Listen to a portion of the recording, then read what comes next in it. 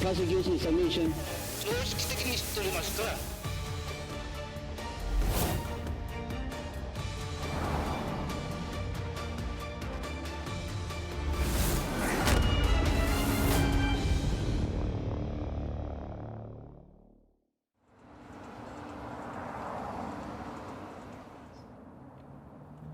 Shibuya is a special ward in Tokyo, a fashion center for young people.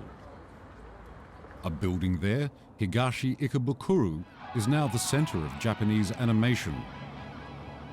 It is hard to imagine the building stands on the site of Sugamo Prison. The prison housed major Japanese war criminals, while the International Military Tribunal for the Far East was convened in Shibuya.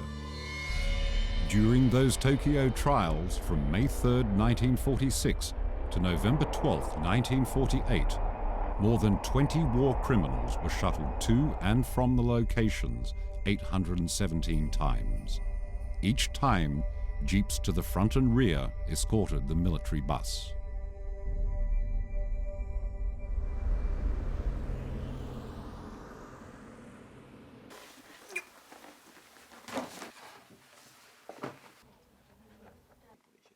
This is the 戦争裁判の日本の外交資料館が持っているものをとにかくコピーを取って、これは本当にごく一部です。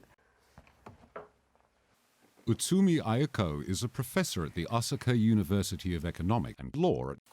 In her office is a topographical map of Sugamo Prison.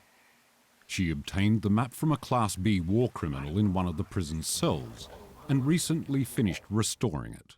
こういうのを結局一人一人の記録もあるのと、それから政府やなんかの記録もありますから、その両方をやっぱり集めて、それで戦争裁判で何が裁かれて、それを私たちはそこから何を学んでいくのか。Sugamo Prison was built in 1895. Before World War II, Japan's political prisoners were locked up there. The prison was gloomy, cold, and horrible, known by few people. After Japan surrendered in 1945, it was taken over by the US Army. It was revamped in accordance with American prison standards. Air conditioners and heating equipment were installed. Meanwhile, the former Imperial Japanese Army headquarters building was reconstructed for the International Military Tribunal for the Far East. Meiju Ao, the Chinese judge at the Tokyo trials, described it in his diary. The court is grand indeed. No wonder Chief Prosecutor Mr. Keenan told me when we were in Shanghai, no court in the world is able to compare with it except the Supreme Court of the US. In 1946, judges and prosecutors from 11 countries gathered here to attend the trial of the century, the Tokyo trials.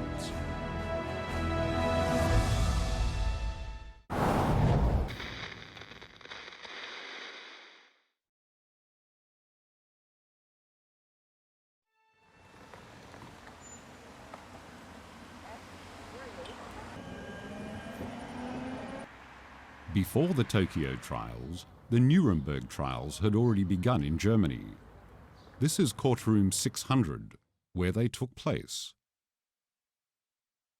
Holding the trials in Nuremberg was symbolic because it was where the Nazi Party held its annual rally.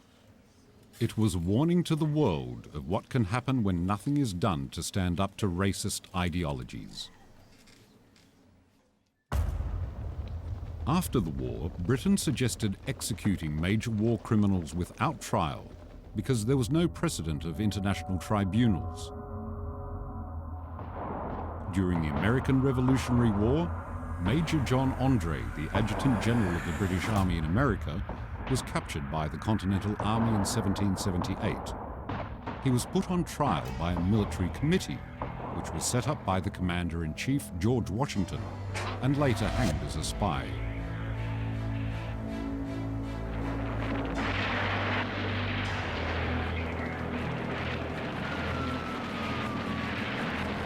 In the aftermath of World War I, The Allies wanted Kaiser Wilhelm II and other major war criminals to go to trial.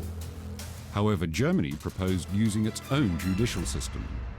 That the Germans at that time were able to convince the victorious powers that the Germans would lead these trials themselves. So in Leipzig, they had the so-called Leipzig trials, but the German Emperor Wilhelm II, he was in the Netherlands, so he was in exile. He wasn't in Germany. The Allies were afraid a civil war would be triggered if Wilhelm II was extradited, which would have forced the Allies to intervene once again. Therefore, Germany's proposal was accepted, and a series of trials were held in Leipzig. They became known as the Leipzig Trials. Nach dem Ersten Weltkrieg auch den deutschen Kaiser Wilhelm II. Auch anzuklagen, auch durch ein internationales Gericht und für seine Verantwortung an der Entstehung des Ersten Weltkrieges anzuklagen. Das hat sich aber da noch nicht durchgesetzt nach dem Ersten Weltkrieg. 891 Germans were listed as criminals, but only 12 of those were tried and only 6 of those found guilty. The trials were quietly abandoned and regarded as a failure, as they did not function as an effective deterrent to German war criminals. In less than 20 years, another world war began. It was far larger and the human losses were immense. The failed Leipzig trials, however, had a great impact on the trials for World War II's war criminals. You have to be pragmatic. What were the alternatives after the war? You know, some people proposed to kill, I don't know, thousands and thousands of Germans in mass executions. And I prefer this kind of more or less fair trial, even if it's conducted by the Allied winners. The Nuremberg and Tokyo tribunals served as a basis for international criminal law.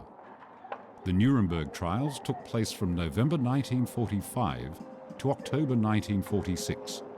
Dozens of Nazi war criminals were punished. Robert H. Jackson, Chief Prosecutor for the United States, made his opening statement. 4 great nations, flushed with victory and stung with injury, stay the hand of vengeance and voluntarily submit their captive enemies to the judgment of the law is one of the most significant tributes that power has ever paid to reason. ニュルンベルク原則っていうんですかね。で、3つの戦争犯罪概念ですよね。そういういわゆる平和に対する罪、それから通常の戦争犯罪、そして人道に対する罪というですね。そういった3つのですね犯罪概念はやっぱりニュルンベルク原則のもう重要なものですけれども、それがそのままやっぱり東京裁判に影響を与えてですね。By the time the Nuremberg trials ended, the Tokyo trials had been underway for several months.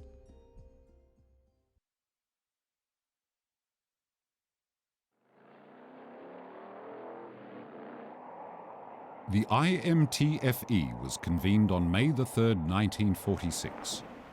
Escorted by American soldiers, defendants entered the courtroom in 2 lines.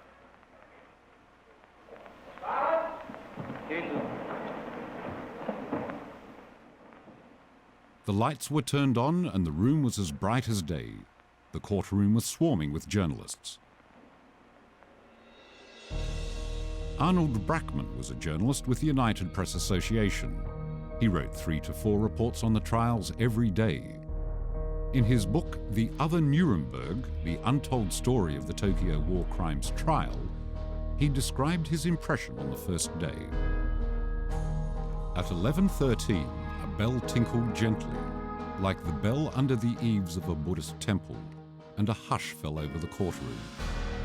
The massive wooden doors at the entrance slowly closed, like the gates of an Assyrian walled city, and military police carrying sidearms took up their positions around the room. The president of the tribunal, Australian Judge William Webb, in his opening statement, "Before assembling here today, the members of this tribunal signed a joint affirmation to administer justice according to law, to without fear, favour or affection.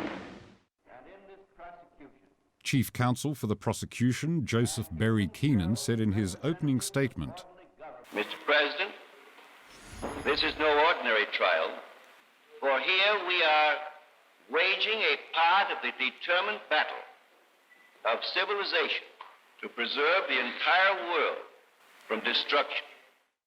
Chinese judge Mei Juao wrote about the first day in his diary. I only noticed Hideki Tojo and Kenji Dohara, who sat in the middle. Every criminal pretended to be calm, especially Tojo. He stayed still, like he was made of plaster. Iwane Matsui, who should be held the most responsible for the Nanking Massacre, looked like a poor little sheep. Like the Nuremberg trials, the criminal procedure used by the Tokyo trials was based on the Anglo-American legal system. Japan organized a defense team of 100 attorneys to attend the trials. Months before the tribunal, Japan's defense attorneys claimed they were unfamiliar with the Anglo-American legal system and asked for American assistance. President Webb approved the request, and 40 American attorneys joined the defense team. The defendants had a team comprised of nearly 150 Japanese and American attorneys. Certainly one of the most important reasons why it was a fair trial is that the Japanese defendants had very good lawyers, both American and Japanese lawyers assigned to defend Japanese accused.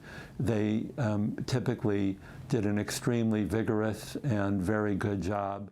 That the surrender of the Japanese nation. Chief Prosecutor Joseph Keenan also had help, as each allied nation sent one assistant prosecutor. Keenan was a specialist in violent crime. He graduated from Harvard University and had served as Assistant Attorney General of the United States. After the International Military Tribunal for the Far East's charter was published in January 1946, the 58-year-old Keenan was appointed Director of the International Prosecution Section by General Douglas MacArthur. He was in charge of the collection of evidence, preparing strategy, and the debates in court. By 1947, the IPS had a staff of 487. The first debate between the IPS and the Japanese defense team was regarding the jurisdiction of the tribunal. 当裁判所においては平和に対する罪また人道に対する罪につきお裁きになる権限がないということであります。 Keenan stood up and refuted Kiyoshi's statement. He said, Can it be that 11 nations, containing 1/2 to 2/3 of the inhabitants of this earth, having suffered through this aggression the loss of a vast amount of their resources and deplorable and incalculable quantities of blood due to the crimes of murder, brigandage, and plunder, are now totally impotent to bring to trial and punish those responsible for this worldwide calamity?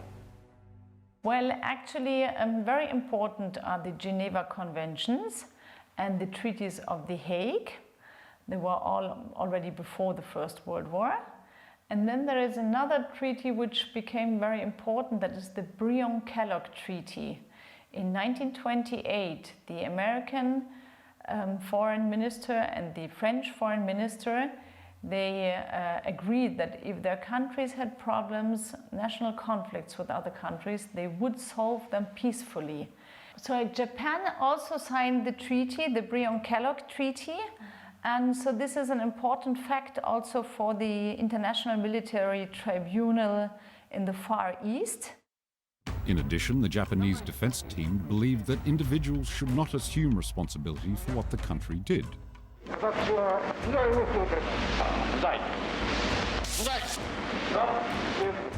Some suspects tried to defend themselves by presenting a list of orders from their superiors. Others said they only made decisions, but had not killed anybody directly.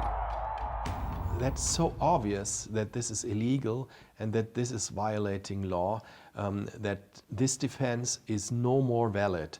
Since Nuremberg and since Tokyo, you cannot defend yourself with the reference that you only obeyed orders. The trials from today should not only be directed against, the murderer or the torturer who murdered or tortured in person, but also those who gave him the order and those who administrated the bureaucracy and those who bared, the highest responsibilities.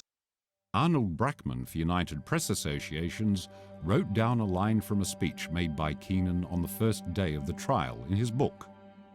All governments are operated by human agents, and all crimes are committed by human beings.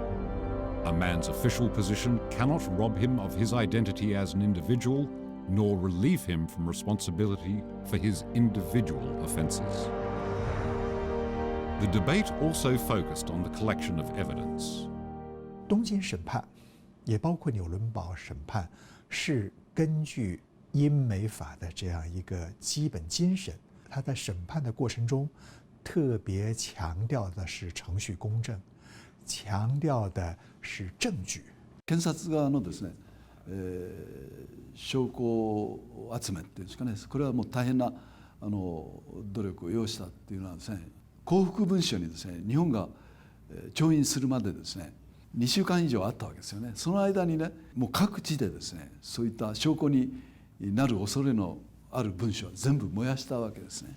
で、そういった意味で非常にその文書をですね、その証拠として、示すということはですね、非常に困難だった。After Japan surrendered to the Allies, the Japanese government destroyed a large quantity of evidence. They also tried to hide other important evidence. They kept confidential documents in several security boxes and hid the boxes in a basement of a security company's bombed-out building. They assumed the boxes would not be found because the building had collapsed and the basement was buried under rubble. However, the Allies did find the secret basement. Another difficulty of collecting evidence was that the then Chinese government assumed Japan's invasion of China was known to the world, and that conducting the trials was merely a way to justify the Allies' victory. Therefore, the Chinese government had not attached enough importance to protecting evidence during the war or collecting it after the war. 在那个时候呢，也很难有这个条件，我来保留一些证据。反过来呢，也过去没有这样的习惯，所以从这个意义上讲，是个怎么找充分的、充足的人证物证，这个是中国检察官最大的问题。In order to obtain powerful evidence, Keenan, American prosecutors Sutton and Moran, and several other American prosecution staffers came to China in March and April in 1946 to investigate Japan's crimes. Keenan submitted to the Chinese government the investigating evidence outline of the tribunal. It contained 67 items to be investigated, including the Nanking Massacre. 济南本身应该说在东京审判这个当中，它还是发挥了很大的作用的，因为当时的中国还是比较落后，他不怕这个艰苦跑到中国来，指导中国的检察官收集各种证据。After each court session ended, the defendants were sent back to Sugamo Prison. As the map preserved by Professor Utsumi Aiko shows, Room 85 was a theatre and Room 64A was an infirmary. Defendant Hideki Tojo was placed in the first room on the second floor of building number 5. In spite of the crimes they had committed, the Class A war criminals lived in large and clean rooms. They had the same Western-style food as American soldiers. On holidays, they could even have Japanese food specially prepared for them. It is a rule of humanity not to have them, I don't know, starve or whatever, especially because in this court they should speak also. They should answer questions because everybody wanted to know what they think. And if they realized that many things they did were really inhuman, or if they still believed in it. So the court, everyone wanted to hear, to listen, also to maybe not too much, but at least to hear what they have to say or what they think. By the end of 1946, the prosecution had wrapped up its case. The Class A war criminals entered the new year in Sugamo Prison. It was now the turn of the defense team to make its case. In September 1947, the defense of each individual defendant began. During this stage, Class A war criminals such as Hideki Tojo and Iwani Matsue would appear in court to testify. The prosecution's case still remained a daunting task.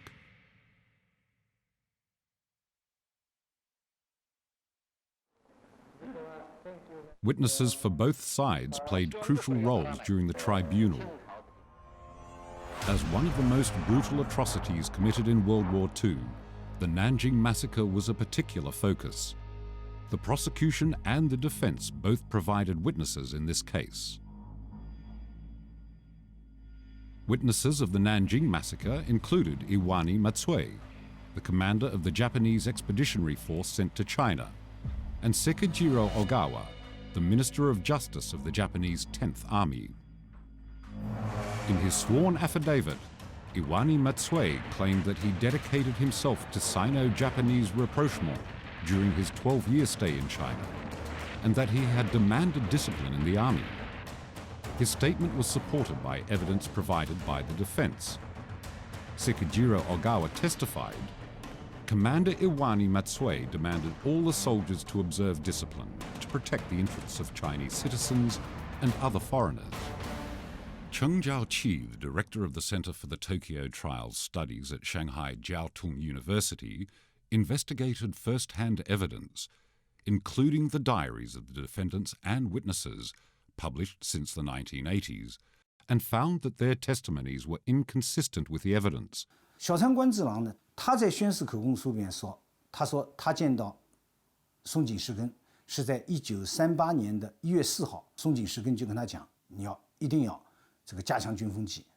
但是我们现在翻开小川官治郎的日记里面呢，1月4号他根本就没有离开第10军的军部，而见到松井石根呢，他是在1月15号，而1月15号见到松井石根那天他是有详细记录的，根本就没有讲到军风纪。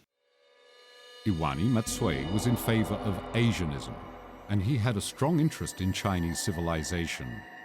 He was a famous China expert in Japan, who excelled in the Chinese language, could recite ancient Chinese poems, and was proficient at calligraphy. He also understood China's society, system, geography, and history. Will you examine the instrument which has been handed you, Defense Document 2738? Tell this tribunal whether that is your affidavit? I was always firm in the belief that the strife between Japan and China was a quarrel between brothers in the so-called household of Asia. Therefore, when I assumed the command of the expeditionary force, I promised myself to settle the trouble between Japan and China on this belief, and hoped to make the dispatch of the expeditionary force not a cause for mutual enmity, but something that would help to bring about friendly relations and cooperation between the two nations. During the tribunal, he claimed he was a Sinophile sent to China to end the war. The order to attack China made him very distressed. However, his diary proved otherwise. 当时给他的任务是保护上海居留民和上海周边的交通要道，但是呢，他打下上海以后呢，不断的向西北往南京方面进发，参谋本部不断给他下命令，几次说打到这里你不能再前进了。他在他的日记里边，甚至他这样写下对中央政府的这种愚昧，他是用的汉字鞭笞2个字，他说应该鞭笞对他们。所以说呢，战争打到不可收拾，打下中国首都，这个跟松井石根的个人责任是最大的。I state, according to your conscience and truth, not to conceal anything from or to add anything whatever to the truth. Yes. Will you give your name and address to the tribunal, please? Okawa Takashi. Iwani Matsue's secretary, Takashi Okada, My wish for the last 30 years was peace between China and Japan, and that the war between the two countries was a tragedy, and he was truly sorry. When he returned to Shanghai on December 21st, he wrote in his diary, "It has only been 2 weeks since I left Shanghai, and I have accomplished the great undertaking of occupying Nanjing. It is a pleasure to be back." The content of his diary refuted Okada's testimony. During the invasion, the Japanese army did not permit news of the massacre to become public knowledge. Therefore, the Nanking Massacre was not widely known to the world. In order to find more witnesses and evidence, prosecutor Xiang Chechun sent several telegrams to the Chinese government to explain the importance of evidence. 他们去的第一件事情，我们现在也看到发回来的很多电报，都是希望国内尽快的提供日本这个军人在中国各地方的暴行、各地方的罪证。According to the tribunal's transcripts, 11 witnesses appeared in court during the portion about the Nanking Massacre, 8 of whom came from China. Arnold Brackman of the United Press Associations recorded a number of speeches made by Chinese witnesses in his book. He wrote, "The dimensions of the rape of Nanking were so vast that 2 witnesses, independently of each other, said from the stand in an awed tone of bewilderment, 'I don't know where to begin.'" He also recorded the testimony of minor Searle Bates on December 15th. Bates had degrees from the University of Oxford, Yale University, and Harvard University, and was a teacher at the University of Nanking. On December 15th, Bates testified, 30 college girls were raped on his campus in one building alone. 3 days later, 18 girls were raped in 6 different locations on campus. A suppressed gasp went up among spectators and others when Bates offhandedly remarked that his university was located next to the Japanese embassy. Mr. Bates, not having seen the messages, I assume you do not know of your own knowledge to whom they were sent in Tokyo. Is that right? Some Japanese sources on that. Your Honor, please, I ask this. When the prosecution asked him who had been in command of the Japanese troops at Nanking, Bates replied, "The defendant, General Iwani Matsue." Arnold Brackman wrote, "And all eyes in the courtroom involuntarily turned to the dock, where the aged and gaunt Matsue looked as if he wanted to flee." There were a large number of spectators during the Nanking Massacre portion of the trials. Many Japanese citizens waited in line outside, hoping to get a seat inside the court. There were sections reserved for journalists and the public. Families of members of each delegation were also allowed to attend the trials. At first, many Japanese people came to the court and were skeptical. Japanese people were shocked as the trials unfolded. Because Japanese government used every kind of means to tell the people in Tokyo, in Japan, that Japanese soldiers were very good soldiers, and very behavioral and very brave. And when the rape of Nanking was brought to trial, they were quite astonished. They never knew that the Japanese, their soldiers had done such atrocities in Nanking. Asahi Shimbun journalists sifted through the materials and published the transcripts of the proceedings of the IMTFE. Chief Prosecutor Keenan's speech was published. It read in part, "The defendants treated human beings as mortgage by conquering, enslaving, and killing millions of people, which was like a game to them. Conventions and treaties are merely words and papers in their eyes." In the court's verdict, there was a section called Nanking Massacre under the 8th chapter. In this section, the Japanese army's atrocities were recorded in detail, including murder, rape, and looting. Arnold Brackman wrote in his book, "The rape of Nanking was not the kind of isolated incident common to all wars. It was deliberate. It was policy." However, even to this day, China and Japan haven't reached a consensus on the number of casualties in the Nanking Massacre. But I think the continuing debate over the numbers of individuals killed at Nanjing is really very misleading. it doesn't matter whether there were 100,000, 200,000, or 300,000. That's mass atrocity. It's mass murder. The other reason is because it creates the impression that it was only at Nanjing that these things happened. Professor Young found an important diary in the National Archives of the United States. He had been appointed a historical consultant to the Nazi War Crimes and Japanese Imperial Government's Records Interagency Working Group at the US National Archives. It belonged to a Japanese army doctor, Akira Hosaka. He recorded the details of a group of Japanese soldiers killing Chinese civilians in Changzhou on their way to Nanjing. I assume that he always felt this conflict in his moral conscience. And after Japan's defeat, he submitted this diary to the American authorities with the hope that American occupation authorities will investigate this particular war crime. Unfortunately, this was not the case, I think, because this particular massacre took place not in Nanjing, but in Changzhou.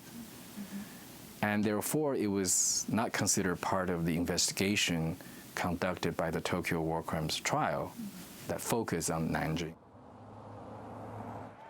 Former Japanese Prime Minister Yukio Hatayama had visited the Nanking Massacre Memorial Hall and planted a peace tree in the Peace Park. 極めて多くの命が、特に一般の市民の命が奪われたということは事実です。しかも当時のメディア、朝日新聞などがですね、むしろ100人切り、むしろそれを賛美しているような、そういう記事を書いているわけです。決してこれはなかったのだととても言える話ではない。ニュースだと思ったら、ぜひ南京虐殺記念館に行かれるべきです。その膨大な犠牲者のためにですね、やっぱりそういう裁きが、行われてですね、でそういう犯罪をですね、戦争犯罪を犯した人間は必ず責任を、問われるということがですね、東京裁判を通じてですね、アジアにおいて二度とこういう戦争犯罪がですね、行われてはならないと。だからやっぱりアジアにおいてはですね、近隣諸国とのいろんな関係をですね、やっぱり平和にですね保っていかなければならないということがですね、非常に東京裁判を通じてはっきり認識されたと思いますね。During his last days in Sugamo Prison, Iwani Matsue felt the Nanjing Massacre was an unforgivable crime. He confided to his prison chaplain, Shinsho Hanayama, before he was hanged, that the Nanking incident was a terrible disgrace.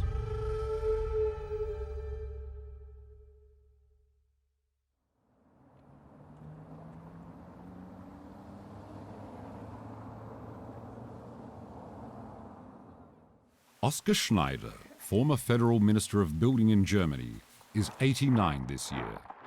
He joined the army in 1944. In a battle against the Allies in Berlin, he was captured, but was soon released since the Allied troops thought he was only a child. After the war, he majored in law at college. The Nuremberg trials took place during that period of his life, and he followed the news closely. Und ich wiederhole mich, Jackson hat gesagt, nicht ich klage an im Namen des Gerichts, sondern ich klage an im Namen der Civilization, der kultivierten Menschheit. Die Menschheit, die Völker der Welt wollen Frieden. Die Völker der Welt wollen die Beachtung der Menschenrechte.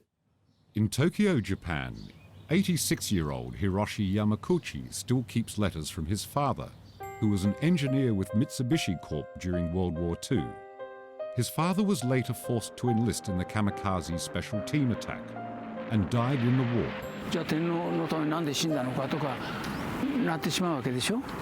だからもう完全にあの時は囲いの中だけの世界ですから、その囲いの軍国主義の囲いの中だけで他のことを考えたらちょっと今の時代でも話できないですね。Dr. Schneider and Mr. Yamaguchi were young when the Nuremberg trials and the Tokyo trials concluded. The final judgment was of great significance to people like them who had experienced the trauma of war.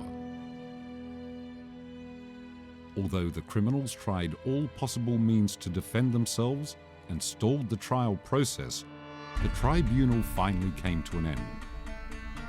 On April 16, 1948, President William Webb declared that the court would adjourn until verdict day. From the courtroom to the judge's deliberation room, the task of writing history fell on the shoulders of the 11 judges.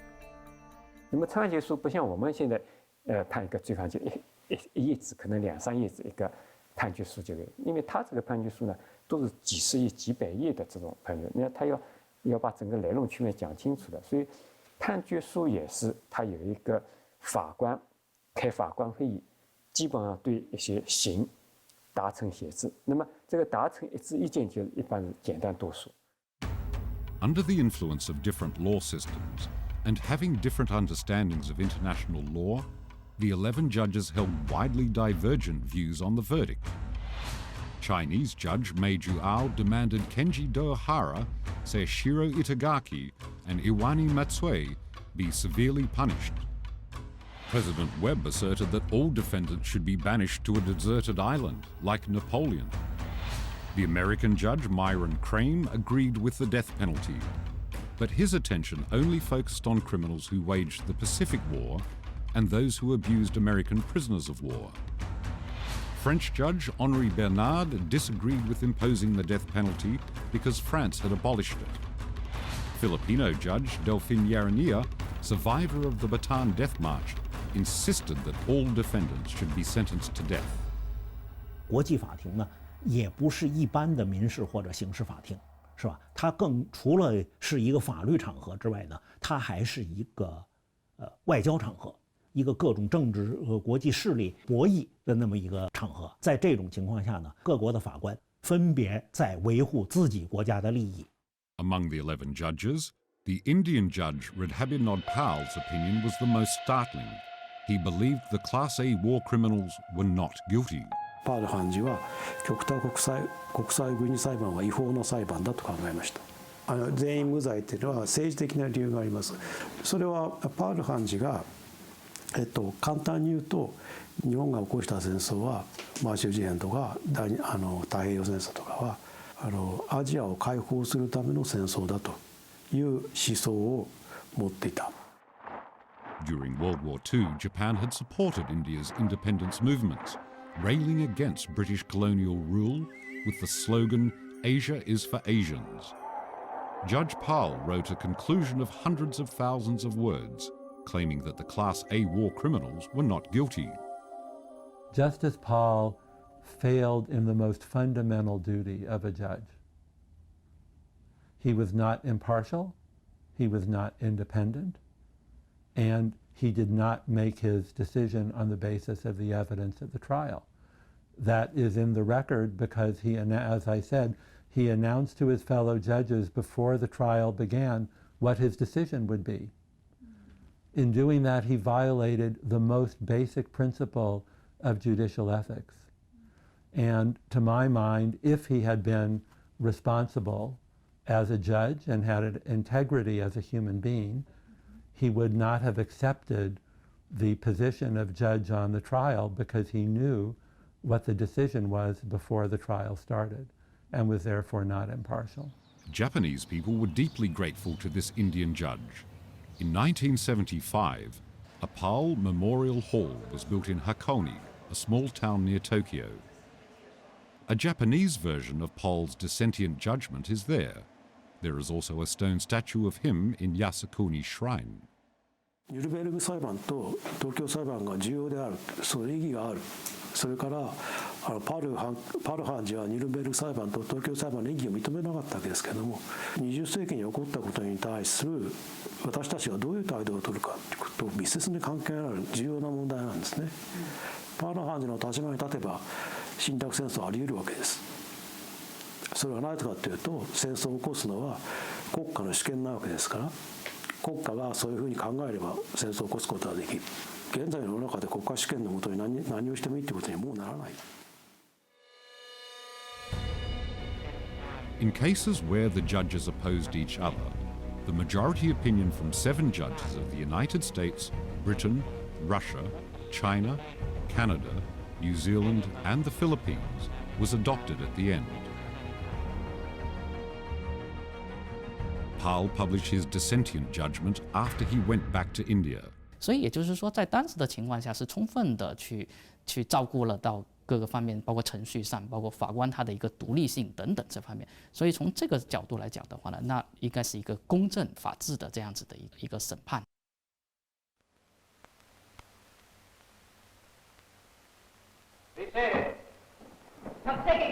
On November 4th, 1948, the judges entered the court and announced the verdict.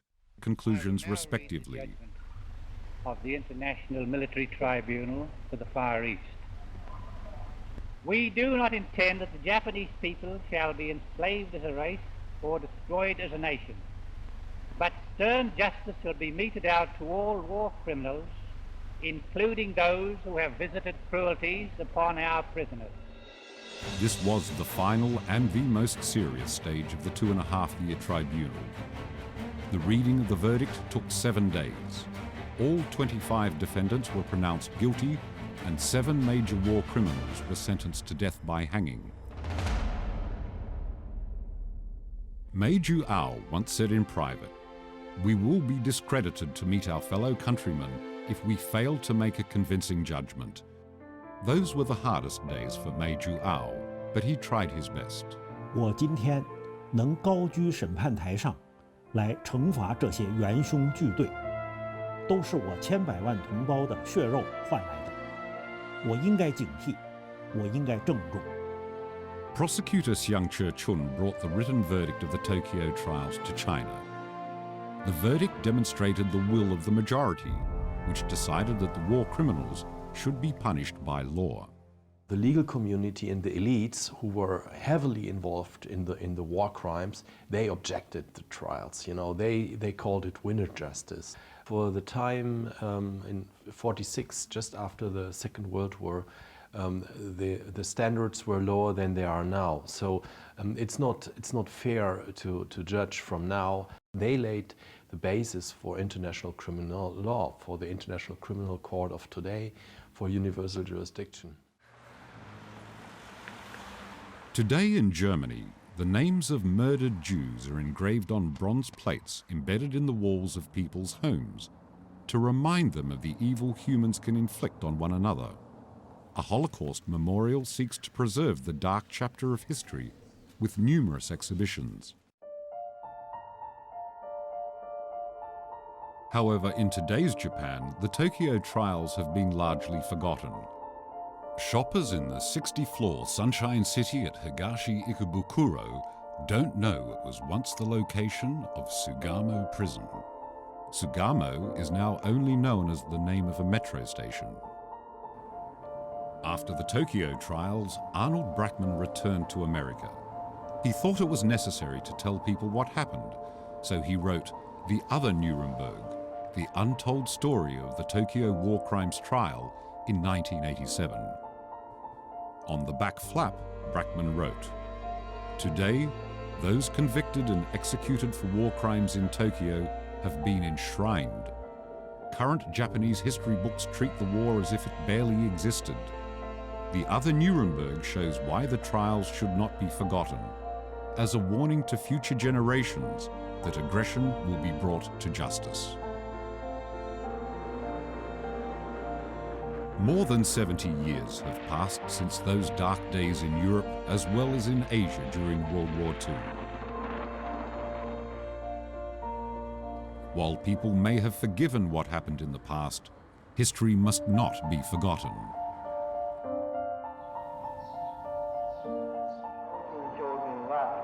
The Tokyo trials should not be swept under a rug.